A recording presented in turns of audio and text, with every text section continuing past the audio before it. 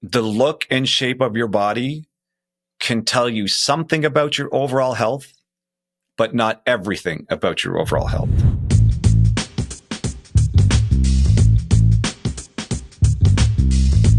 Bringing you a reasoned approach to health and fitness.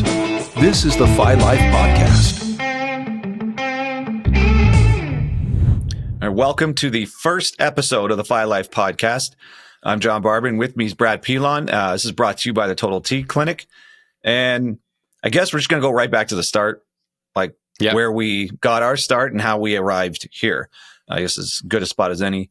So we've been self-experimenting in diet and fitness since college, maybe high school. High school, actually. High school. And back when it wasn't cool to train. So it was unique just to be guys who worked out back then, not to date ourselves too much. Yeah, I remember being 150 pounds thinking this is not good enough. Everybody seemed to be bigger than me. So I immediately started lifting weights. And then from there, experimentation took place. I remember I was too naive to realize half the guys in my high school are on steroids. I just didn't know why everyone else was way bigger and way stronger than me. And now looking back, it's totally not natural for a high school senior to bench press 400 pounds. That's just not normal. Your right? School was known for it, but yeah, that's where all the drugs came from in our city. It was from ours. I didn't know that until I met you, and you're like, yeah, that's where all the drugs came from. I'm like, oh, okay, it makes way more sense now. And I'm not talking about a 300-pound person bench pressing 400 pounds. I'm talking about maybe a 200-pound person, which is kind of indicative of something else going on. Especially in the early 90s, right? It's different now. But back then. So, with that said, it makes me think my very first exposure to diet and fitness or exercise, my reference point was a bunch of people on steroids. That was what I thought your results are supposed to look like. And that's the speed it's supposed to happen. And so when I started working out, I was 150 pounds when I started halfway through high school. And I think I ended high school at 170 something. And that makes sense. Yeah. Everyone around me was 200 plus and they were huge. And I'm like, what am I doing wrong? Am I the only one who's not getting this right? Afterwards, I realized I was the only one not using steroids. So no, do it. Yeah. So fast forward to college, that's when I started dabbling with steroids. That's when you dabbling. Oh, shut up. Yeah. Compared to what other people were doing, I would call what I did dabbling. But that's when we met. And so that's the first real hardcore experimentation other than supplements and stuff like that. And I remember the first thing I took was D-ball, or at least what I thought was D-ball. Now looking back, I have no idea if I even took any. You can't validate if it's on the black market, you have no idea what you're actually taking. So I'm just guessing. I'm just guessing it was, but whatever it was strong as hell. And I remember every week or two, I'd be up 3 or 4 more pounds. And it's not like I was gaining fat. It's not like it was just around my waist. It was just overall bulk. Kind of I think the look I ended up with was your average pro wrestler. Yeah, you had a 1990s wrestler look, like The Rock before he was The Rock kind of thing. Yeah, right. Sort of bulky, not sloppy fat, but not visible abdominal muscles, but kind of look pretty good in clothes. You kind of still have a taper from your shoulders to your waist. And it's not like my waist was tight. It's just everything up here was so much bigger. It still looked somewhat, aesthetically pleasing, I guess. Save for the fact that it was just way too much. But at the time, I actually had no idea. I was getting that big. I for sure had body dysmorphia. Right. And before I go any further, this isn't an endorsement of using steroids. I'm just telling you where I started in my experience and how I sort of arrived. Yeah, he looked good, but his liver was hurting. You don't want to copy him. Yeah. Well, you know what? At some point, somewhere along the line, and I was terrible at this. I didn't use aromatase inhibitors. I ended up with gynecomastia. I had to have it cut out. I had no idea what I was doing. And I had no money. I was a broke college student. So the money I was supposed to be spending on books and food, I was spending on drugs. Come on. But the fascination got me. I was everyone was bigger than me, and I'm this isn't good enough. I gotta get bigger, and everyone's gaining so much faster than me. So I didn't. And you got to remember, that was my experience right out of the gates. It's not like I first saw that in college. My first day in the gym, I was surrounded by people on steroids who were just growing so much quicker than me. So I had this false sense that I'm the only one going slow, when in reality, they're all just going way too fast. The body dysmorphia I was experiencing, I didn't know I was experiencing. And again, all of this in retrospect makes so much sense. But I remember I peaked out at around 250 pounds. And my next goal was 275 pounds. Because, right? Wait, John, how tall are you? I'm 6 foot tall. Yeah, you're not like 6'4" or anything. Yeah, no. I can't support 250. I can't support 225, let alone 250 at 270. What was I thinking? Not much. To me, I just wasn't big enough. Like I was like, oh, I'm just sort of moving along, but this isn't the goal. Right. So 275 pounds at 6 feet tall. What on earth did I think that was going to achieve? Like, that's just absurdly large for no good reason at all. And this is pre-Gram, pre-Instagram. So there was no reason to be that big. You weren't getting influencers or followers, right? Like the gym at our university, this is back before universities had really good gyms up in Canada, at least. So there might be 50 people in that gym at any given time. So you weren't impressing anybody. You were just doing it all for you and you're wanting to weigh more. Yeah, I'm sure it was rooted. Well, I know it was rooted in insecurity. I didn't have really any confidence in how I looked before that. The little gains I got in high school, somewhere along the line, started feeling a little better. Like, I didn't really get much attention from girls or anybody really in high school. I was a bit of a loner, and it only seemed to not be so crappy at the end of high school when I had just the start of a little bit of muscle mass. And I, was on the football team and could actually like play a little bit, but I was way too small to play earlier. It's not like I was any good. I was just getting to be big enough to not get hurt out there, which I separated my shoulder and I got hurt. So, but anyways, I know, right? Like I should have just one hit and that shoulder still 25 years later, still loose. Yeah. But the fascination with the growth and the speed of the growth was what got me. And how heavy were you in college? 170, 175. When I started in high school, I was ridiculously skinny. But after training, just the way I happened to train, I got strong. And so I didn't have to get big because I could identify through being strong. Right. And so, and when you start really, really skinny and you kind of go into that strong, you kind of get that athletic physique thing going without actually being an athlete or being able to catch a ball or anything. So that's watching you try to, it's not, I'm not an athlete, everybody knows it. Yeah. But then the cool thing is, and that drove me through university. Well, you guys are trying to get bigger. I just always try to get stronger. Right. So that kind of kept me, grounded. And the funny thing is, so this university, 2000 to early 2000s, this is before real internet, right? So this was back when the general consensus was that steroids would make you bigger, but not necessarily stronger. Obviously wrong, but that was sort of the advice we were given. So then I was like, well, I have no reason to do that then, right? So I just steered clear because they supposedly didn't help me anywhere towards my goals, right? And my goal was never like powerlifting strong. It was always just gym room strong, but it served me well. So let's say you and I were out. You're 175 pounds. I'm 230, something like that. If someone asked me, how big do you think you are? I'd be like, oh, about Brad's size. But I never knew how big I was until I saw a picture of myself sitting next to a guy I was a doorman with, and he was much, much smaller than me. Maybe 190 pounds, really good shape, really good muscle development. Kind of like you, just a slightly bigger, but in really good shape. And I saw a picture of us sitting next to each other, and I literally was twice as big as him in the picture. At that point, that was my peak size.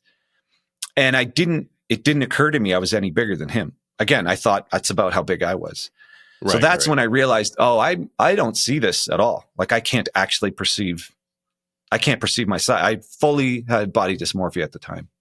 And so along the way, somewhere, and it's taken a long, long time, but somewhere that faded and my fascination with being bigger faded. And that's kind of when I just stopped dabbling with steroids. I'm like, well, I don't really need to be any, but why am I doing this? There's no point in being bigger.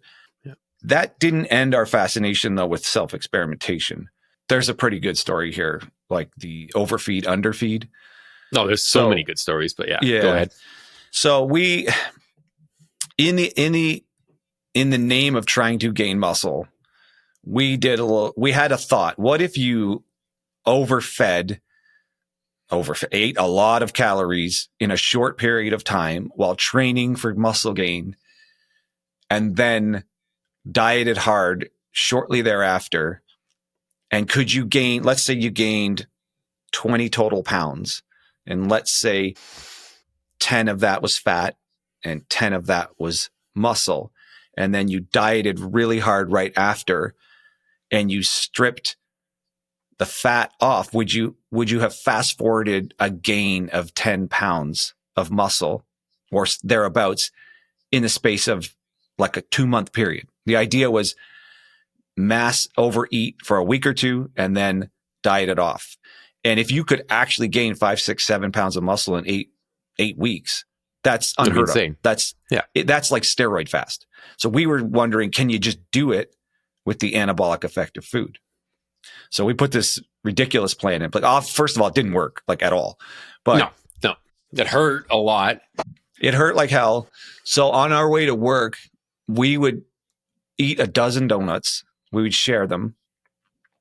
And by the time we got to work, we'd have already consumed 1,500 calories at least, maybe 2,000. Oh yeah. And then because of our access to supplements, right, that would have been, we would have been 1,500 calories and probably 250 grams of protein before the start of the workday. Yeah. Oh yeah. And a protein shake right in the morning. Yeah. And then at work, at my desk, a bowl of craisins and almonds. Craisins, almonds, and then we turned into craisins, almonds, and chocolate chips when it wasn't doing the trick anymore. Yeah. And that was just constant all day long, grazing on that. Lunch would have been whatever we could fit in, like a serving of lasagna, something ridiculous. No, yeah, like it was that Italian restaurant across the street, and we would just go over and destroy a lasagna, like not a single serving. The guy would bring out a pan of lasagna, a tray of it, and we would eat it. And then as much of it as you can with chicken on the side, just whatever we could. So by the end of lunch, I'd say we were at 6,000 or 7,000 calories for the day. Yeah. And muffins or donuts on the drive home. And then I remember like the goal was to try to eat a pizza, like when we got home, like a whole one each. And then, Little Caesars double. Yeah. Yeah. And we tried that. We actually did that. I think I made it 8 days until I just couldn't do it anymore. Yeah. Yeah. And our theory, the theory wasn't to do it any much longer. The theory was to do it like in a short period of time at this anabolic burst, as it were. Yeah.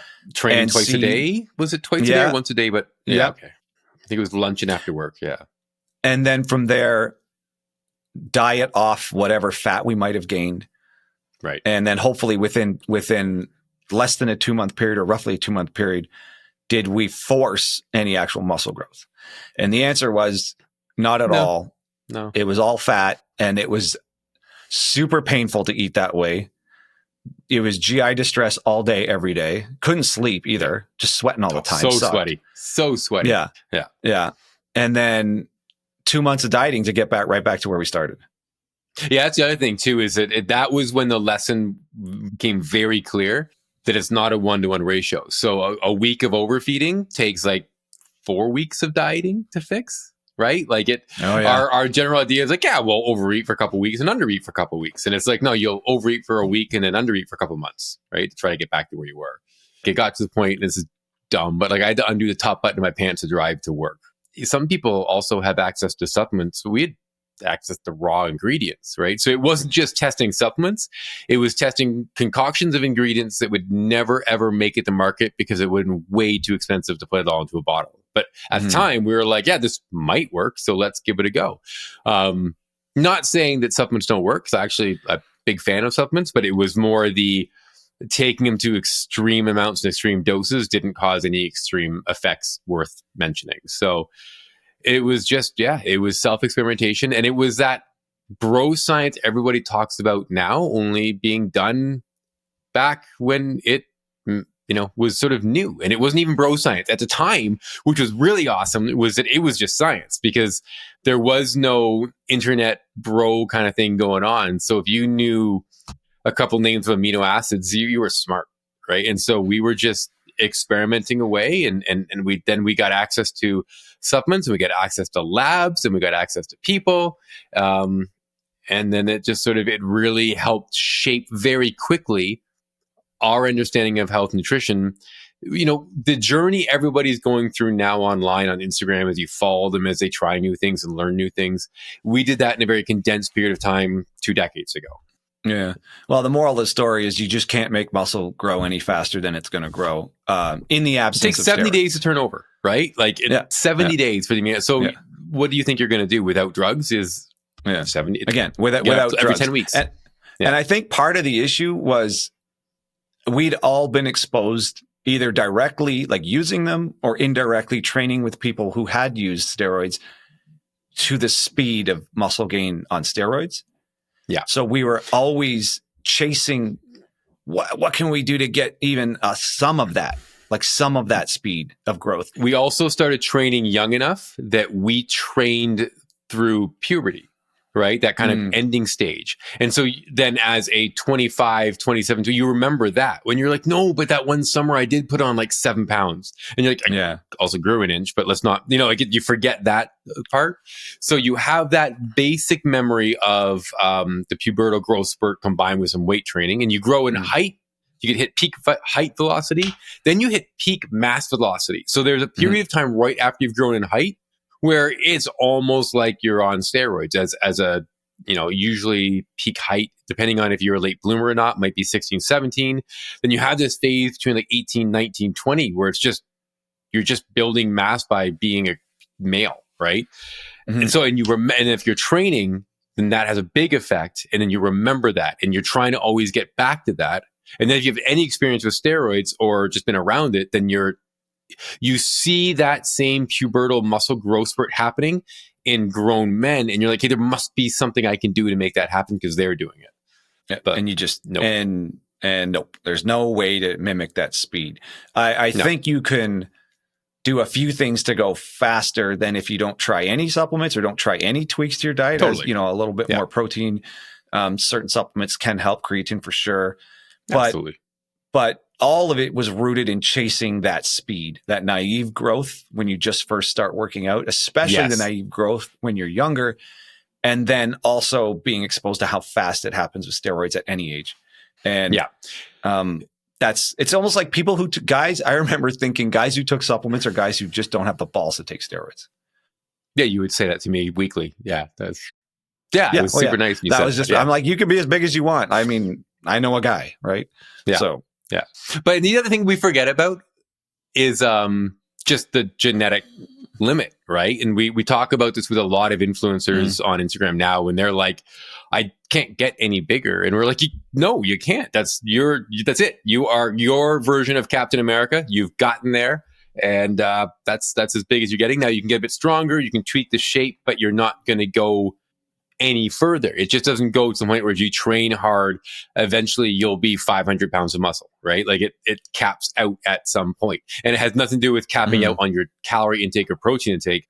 Just literally genetically, you'll cap out. Again, from the stuff we've done, we have a good understanding of how that works. And it's combined with, like, we could take your bone cell mass, so just the actual weight of your skeleton via a DEXA, and John and I could predict pretty accurately what your max lean mass is going to be. And just because we've had so much data from DEXAs and bod pods and trainers to kind of come to that number, you just are genetically limited by the structure of your body and how much weight it can hold up, the scaffolding, right? Let alone genetically muscle lengths and that sort of thing. So you also have to come to terms with it grows slowly and it only grows to a point. All of this was in the pursuit of an aesthetic. So the beginning number of years in our personal journey through this, as well as our professional career, building programs, building supplements, all of that was an aesthetic. Like, can you lose some fat and gain some muscle and arrive at a new, different shape? Can you force your body into a new shape that it's hit your genetic limit, I guess, hit your genetic potential for the most aesthetic shape your body can maintain. Yeah. And then can you do it faster and can you do it easier? You remember when we first came up with the concept, like why do people even work out? Oh, we were at Tim Hortons and we were arguing over, because I still enjoy training for strength, right? And so my argument was that people go to the gym to get stronger. And your argument was that I'm an idiot and that that's not why people go to the gym. And then I was like, well, if they don't go to the gym to get stronger, what do they go for? And yours was like to look better. I'm like, yeah, but looking better has no metric. So I can go to the gym and bench 350 pounds and then a month later bench 355 and know that I've progressed. I'm like, with the way the mirror lies to you, how could you possibly train to look good and have any form of metric, right? Because weight doesn't tell you if you look good or not. And then your mirror can just be a lying ass depending on the lighting and your mood, etc. And that's when we realized, okay, well, there has to be a way to do it. We decided on, it has to be ratios, right? Because something has to be compared to something else in order to say if it's big or small. And then I don't know which one of us, but then we're like, well, how would you draw a superhero, or how would you sculpt the superhero? And then we looked into that, and there's literally books on how to draw superheroes and how to sculpt superheroes. And there was all sorts of superhero ratios. And then you're like, well, if we just then train for ratios, we're training towards a look, whether you're a guy or a girl, it's super easy. And that's when we realized, oh shit, yeah, that is how you would train, not to get bigger, necessarily heavier, not to get stronger, but to actually look better is just how do you train to alter the ratios of your body? And that's where Adonis and Venus came from. But it was just literally an argument at Tim Hortons. Yeah. And so that's a play, Canada. Yep. And that's a play on the word phi, because that's a way of indicating the golden ratio. So we arrived, again, I don't quite remember how, but we arrived at the golden ratio as applied to the body, men and women. Right. And it is so what we've figured out is as you approach the golden ratio from your shoulder to your waist, that is likely going to be the most aesthetically sort of powerful and sort of pleasing look you can have for your body. Same thing with women, but it also adds in the ratio from their waist to their shoulders to their hips. So it worked out pretty nicely. And my best conditioning, I get to that number. So it's 1 to 1.6 waist to shoulders. And along the way, you actually notice people noticing you when you start getting, And it happens when you get like past roughly 1 to 1.5 waist to shoulders. All of a sudden, people just start acting different. Like they're noticing you. People in the gym like, oh, hey, you're really getting in shape. Whereas before that, everyone just sort of goes to the gym and does their thing, and people don't really change much in the gym. Ironically, people go to the gym, but if you're at the gym with any consistency, you can pick people out by their shape and size. Yep. And they're always that shape and size. You're like, oh, that's the lean guy. Oh, that's the big guy. Oh, that's the whatever guy. But if you really actually start changing your proportions, people notice, because it's odd, or it's rare to see people's proportions like actually change. Mm-hmm. So that's part of the play on the name of the podcast too, Phi Life. It's the idea of this sort of sweet spot. Like it's not too big. It's not too small. It's not strength. It's not muscle all the way. And it's not fat loss all the other way. It's zeroing in on a target. And more importantly, a target that's for your body, like not anyone else's. So we like to say right sized, right? So right sized.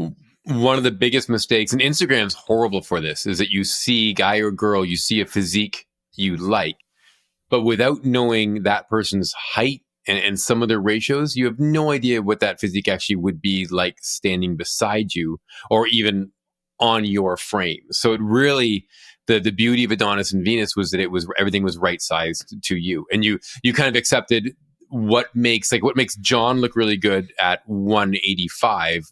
I would be 168, 170, right? So because I'm 2 inches shorter, and I have a different frame. We're both fairly small boned. I think my last time I checked, I think my wrist circumference is just on the edge of kind of medium small, right? And then you can kind of look at other metrics, your elbow, et cetera, and realize that you're kind of smaller framed. But the benefit of training for a ratio and the idea of like that sweet spot, is that you find that sweet spot that's specific for you and not just a general everyone kind of thing. So that's the core of our training philosophy and all the programs and all the coaching we do from a fitness and aesthetic point of view. It's always zeroing in on your best proportions for your body. So right sizing for your body. So even two people at the same height, based on what Brad was saying, your initial starting material, as it were, like are you a little bit thicker with your wrists and waist or not? And maybe your finished numbers at your best conditioning is slightly bigger. Yeah. You can tell a lot by head circumference, right? And sometimes that will dictate, you kind of get a feel of that's just a shorter, stockier, taller, leaner, and then you can build off of that. But no matter what, when you kind of hit your right size, it looks good on you. And generally the amount of training it takes to get to that right size, you will be strong for your size. And then it kind of becomes the fun game of it all is how efficiently can you do that? Because, you know, the obvious answer of just 3 to 4 hours in the gym every day is obvious and great, but a lot of us have jobs. So it's how efficiently can we get people to that level? How much can we help them so it's the least intrusive, right? And then with diet and exercise, how do we make it the most available to everyone? This is just always comes back to a objective, rational approach. Like why bother with any of this at all? And most people, if you keep asking them why and you keep, do the why because thing and how many layers deep do you go? Yeah. It's never because, I want to get stronger. I want to be able to compete and stuff. It's always because I want to look better. Almost everybody eventually lands on, I want to look better. Yeah. It's either that or they're an athlete. That's your two choices. Right. And most people, when they get into their athletically best condition, also end up looking better. So I don't think it's a vanity thing, or if it is, there's nothing wrong with vanity because you're going to feel better if you look better. Like it's kind of a little loop. It's the only body you got anyways. You might as well do what you can to get into a condition that you're happy. Yeah, you're happy with. So to me, I was anybody who strayed from that and ended up doing something else in the gym. I was like, I bet you any money they started this to look better, not to be a powerlifter or whatever else that they were doing. Not unless you have money on the other end of it. Like you said, an athlete who actually can make money getting their body into a less aesthetically pleasing shape. Right. But if there's at least money on the other end of it, you might do that. But otherwise, for you and me and everybody else, we're just trying to get in shape and just trying to look better. And the thought that I only arrived at maybe a while later was, does a aesthetic body in good proportions also approximate health? Is there a look to health? Is the idea of being quote unquote fit, or you see somebody, they look like they're in shape. Is that a healthy body? Like now looking back, I'm sure everyone who saw me at 250 pounds, like that's not healthy. No, we said that a lot. Yeah. No, great. Awesome. Right. Right. It's like something, it's too much. It's just too much. Yeah. So now I realize, I was 60 pounds, 65 pounds away from what was likely my more healthy shape. I didn't know that. And you also get away with it with youth to some degree. Yeah. I would notice during contests, the people who were able to diet down and maintain muscle could look relatively healthy up until about the last couple of weeks. And then you had the people who didn't know what they're doing, and they would come in fully dressed and you just be like, "Ooh, no, I can tell you're sickly right now." And it had to do with the loss of lean mass and the pallor. What do you call it? When the color of the skin, right? You just sort of start to tell that you are unwell. And so it does work in both directions, right? Like the thing is, they were just going for abs. So they were like, "No, look, I'm healthy." And you're like, no. So definitely both directions. There's physical extremes that when you push to an aesthetic, not aesthetic, let's say a visual extreme look is likely not approximating anything to do with actual health. On Instagram, or any photo, you can fake your way through that with the tan, the lighting, and the look. Like kind of what we talked about. We talk about this all the time, is you can kind of look healthy. And then when you meet that person in person, then you really kind of feel like, oh, wait, no, that's not, you don't actually look healthy. Right. So you can The pictures don't Right. don't really tell you the true story. You got to kind of be around the person. Right. And so as far as this podcast goes, and getting back to kind of why we've launched it now, we can get into I guess it's an inflection point where my coaching people and working with people through getting them into quote unquote shape has evolved into also an eye on their overall health. And that's kind of because of my own personal journey. We're launching this on the first 1 year anniversary of me being cancer free. So like, yay for me. A year ago, I had lung cancer. I got a little story on how I found it. And it was, I have a business coach and a mentor. Shout out to Yaron Brook. And he was here in San Diego and we were just having lunch and, we were just talking about business and just life goals and things. And I'm like, oh, what are you in San Diego for anyways? Because he doesn't live here. And he's like, oh, I go to this private concierge health clinic and they do a yearly assessment. You do like your genetics, a whole battery of blood work, MRIs of your brain, your whole body, CT scans, echoes, just the works. And this is all new to me. I didn't know these things even existed. And so he mentioned it. He's like, oh, if you're interested, I can refer you and they can, they'll give you a better rate and it's not cheap, but they'll give you a better rate if you're referred in. So I thought about it. I was like, oh, that's interesting. He's older than me and maybe, I don't know if my opinion was like, well, that's for him. Like he's older. I'm younger. Like I'm in my 40s. I don't need that. So I sat on it. I didn't do anything about it. I always listen to different podcasts, read different books. I'm always trying to educate myself on all of this stuff. Whether it be diet and fitness for the sake of aesthetics. Yeah, stay up to date. So I follow a couple people. Peter Attia is one of them. I shout out to Peter Attia and his podcast, The Drive. It's fantastic.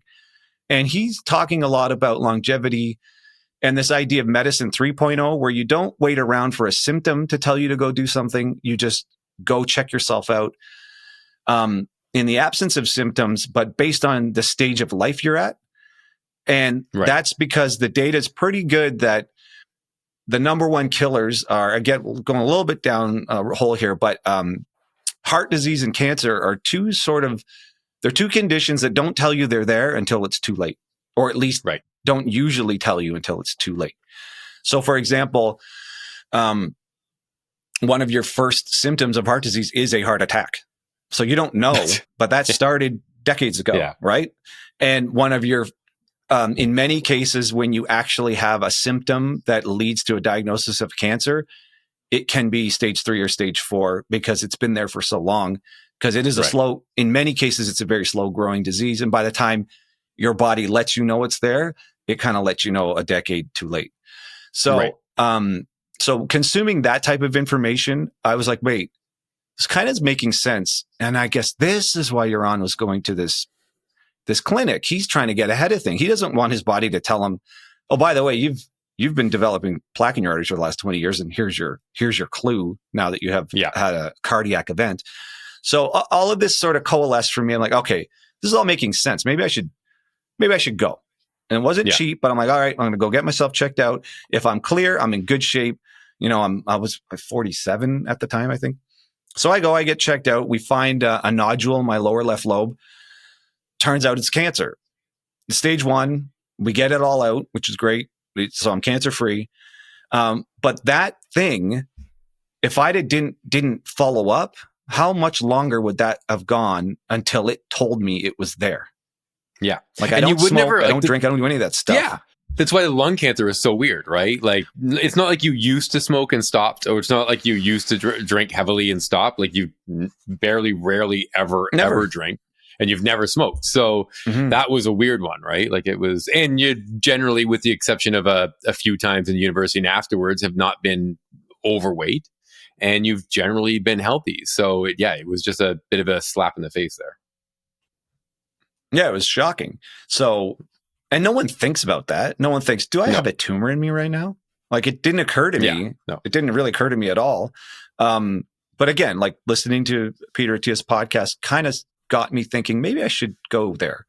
And then on top of that, I found out I have high LP little a. I'm not going to get right into it, but it's a specific kind of cholesterol that has nothing to do with your diet and lifestyle. You can't affect it with your diet or your lifestyle. It's genetic. And if it's really, really high, it's a problem for cardiovascular disease. And mine's really, really high. Now I'm seeing a cardiologist for it. So I'm taking action on it. Again, it's not anything I could feel. It's not anything I can diet or exercise my way out of. You just don't know it's there until you test it. And in North America, the medical systems don't normally test it. So your normal they actually cholesterol don't want you to test it, right? My understanding is they're generally opposed to this idea of testing for things without a reason to test for it, even though you're paying for yourself. I just generally know that they don't like the idea of it, which is odd, and I'd love to get their opinion on why, but that's the experience I've had. Mm-hmm. Yeah, we can get into that in another episode. So some of the physicians I work with now they've given me some insights into that, but one of the answers, at least for this particular condition, is, well, there's not much you can do about it anyway, so why test it? Which I think is a ridiculous answer. At minimum, you would want to minimize all your other risk factors if you know you have one that you can't do much about. Like you would raise the stakes on all the other ones to try to minimize what you can minimize versus, well, I can't do anything about that one, so whatever. So, and this is the concept of medicine 3.0 versus medicine 2.0. Again, I learned that from Peter Attia. I don't know if that's his concept or if that's someone else's, but the idea is you got to have the hands on the wheel of your own health. You got to you got to steer this. You got to be the captain of the ship and use the medical system as a tool for yourself and not wait around for them to tell you when it's time to do something. Right. And so it's got its merits and it's got its flaws. And now I'm obviously very biased because this worked really well for me. I found a cancer and I got rid of it. And now I found out I'm predisposed to a very serious risk factor for cardiovascular disease that now I am actively working on. 2 years ago, I wouldn't have thought I would have had a cardiologist at 49. Now I have a cardiologist. But exactly. And he's a specialist in this exact condition, which I went out of my way to find. So this is just why, but I wouldn't have known either of these things. So if I just didn't take the initiative, right now I'd be sitting here with a tumor growing in my lung and a genetic condition, a genetic cholesterol condition that's just leading me to a higher and higher risk of cardiovascular disease. Instead, no tumor, and I'm dealing with the other one. So not that I'm not saying everyone has to spend the money I spent, but an eye to your own longevity is probably worth it at some point in your life. Maybe I'm sure if you're 20 years old and you're listening to this, you're like, whatever. But at some point, you got to kind of start thinking it. Let's say you don't have to do anything. You don't have to do any of what I'm saying. If my example's resonating with you, I would suggest it's useful to start thinking in those terms at some point in your life. Like, how is my lifestyle now going to affect me a decade from now? Yeah. And the other subtle note on this, it's something I've come up with, is the idea that you can look and feel healthy isn't necessarily telling you about your long-term health. Because I didn't feel I was going to touch on that. Yeah, because it's confusing that we just said there is a shape to health, and you'd be like, I'm in great shape and I had cancer. But there's a shape to health that decreases your risk, doesn't make it zero. And along the same lines, we don't know if you had spent the last 2 decades 50 pounds overweight, if you'd even still be here, right? We don't know if the tumor would have grown quicker, et cetera. So I still think there's a shape to health. And I still think that being in shape helps and minimizes risk, but it doesn't make it zero, which is why you should still look into it. And like the way you were talking about, you don't have to do it. And if you're 20, maybe you're not thinking about it. That's kind of along the same lines as, most 20-year-olds don't think about, putting money away and investing for retirement, but it's a perfect time to do it. And just because you do put money away for retirement at 20 doesn't mean you won't run out of money, right? Like it's just hedging your bets and trying to make the situation better. But there is no time like the present to actually start looking into your future and your longevity. And decreasing risk is better than just blindly ignoring it. Exactly. And again, I know my 20-year-old self wouldn't have cared about, clearly I was using steroids. Yeah. My 20-year-old self was not thinking about longevity at all. Whether or not that's had long-term impacts, I can never know because I can't go back and relive my life without them. So You this don't have is a just twin? where I'm at now. Without a medical intervention, without scanning or some sort of diagnostics or a bad feeling, a shape is the best thing you've got to go with, right? And we just know that the muscle mass tends to be healthy, and a lower body fat, you don't need the six-pack abs, but a lower body fat tends to be healthy. And then the movement and eating that it takes to maintain that look tend to be healthy. So now you almost have the process and the result working independently and together to help improve your health, right? Because you do have to put in the work and you have to put in the eating to maintain a look that in and of itself could be healthy. Right. So to try to capture it in one sentence, it's the look and shape of your body can tell you something about your overall health, but not everything about your overall health. Yeah. And I'm an example of that, where I was in pretty good shape, but didn't drink, didn't smoke, worked out all the time, paid attention to my diet. And yet I had two major things going on that there's no symptom. You can't feel them. You can't touch them. You can't see them, yet they're there. And that's when you need to, or that's when I guess luckily somehow I just somewhere along the line, it felt like I had to do this. I intervened and examined what could not be felt and what could not be seen, yet found out the two biggest risks to my overall health long-term. I found both of them. So, and I can't feel it. I can't see it in the mirror. Nothing. There was it wasn't obvious at all. So that's, it's just this is the takeaway message, that you can only see so much and you can only feel so much. Cause I know there's always a narrative of, oh, you listen to your body. Like you can listen to it. Is this going to tell you if you're healthy? Really? My body didn't tell me I had a goddamn cancerous nodule in my lung. It didn't tell me that at all. Yeah. So, and it wasn't going to tell me that until it was too goddamn late. So there's only so much that you can listen and see just so far. And then at some point, and these tools are there. The system there are ways to find this stuff out. But this is the difference between the concept of medicine 2.0 and 3.0. 2.0, you wait around until the symptom shows up. And lost an uncle that way. First, he found out he had cancer. It was already stage 4. First symptom, it was already stage 4. Right. And another thing that was jarring, I don't know if you ever do this. Do you ever just look up people you haven't, like from high school, just people you haven't talked to in long time? Just look them up online. Stalk them on Facebook. What are they doing? Yeah. Okay. Well, I didn't do that. I just Google searched a buddy's name from high school. Just hadn't seen him in a long time. I just Google searched him because you just don't know. You know, anyways, old people do. I just Google searched this guy. Yeah. And his obituary came up. The first thing. I was like, what the hell? And he had died of cancer at 47. And I was 47 at the time. Wow. Yeah, we were the same age. So, and then I just thought, wait, this can't be right. So I kind of looked around. He's like, yeah, no, it's him. It's not like it's another guy with the same name. It was him. It's the pictures and everything. And it just hit me like, wait a minute. So like the last time I hung out with this guy and had a beer, we were in our mid to late 20s. And neither of us knew his life was already half over. And I was, that totally like jarred me. I'm like, that doesn't sound right.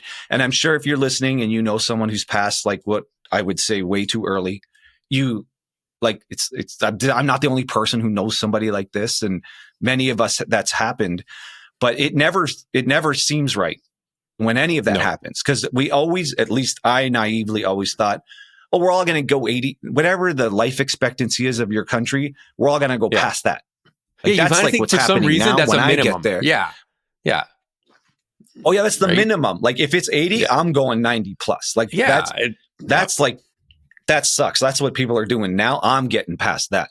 And to find out that somebody I know that, and I know other people who've unfortunately passed early, but it didn't compute to me that someone I play football with that kind of lived my kind of life. Maybe that's why it bugged me more, because he worked out with us. He did all the same things, and yet it got him.